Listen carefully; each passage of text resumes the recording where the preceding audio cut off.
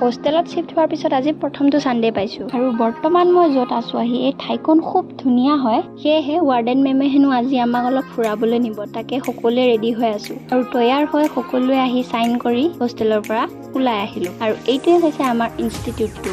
4 খোজমান আগলৈ আহি আমি পাই গ'লোহি আমি ফুৰিবলৈ অহা ঠাইখন।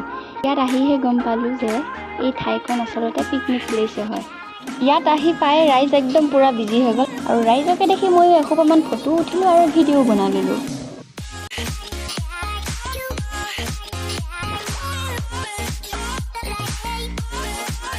আৰু এইখনে হৈছে ব্ৰহ্মপুত্ৰ নদী, যিয়ে নেকি আমি হোষ্টেলৰ খিৰিকীদি দেখা পাওঁ। নদীৰ কাষতে থকা পাহাৰবোৰ দেখিবলৈ যে কিমান ধুনীয়া ন? এফালে আন্ধাৰ হ'ব ধৰিলে, সেয়েহে হোষ্টেলৰ ফালে আগবাঢ়িলোঁ। হোষ্টেল আহি পাই আৰু এবাৰ চাইন কৰি ভিতৰ সোমালোঁ। ভিতৰ সোমাই মুখ হাত ধুই সকলোৱে মিলি চাহ খালোঁ। আজিলৈ ইমান আছিল, আকৌ লগ পাম মোৰ অন্য এটা ভিডিঅ'ত, তেতিয়ালৈ বাই বাই।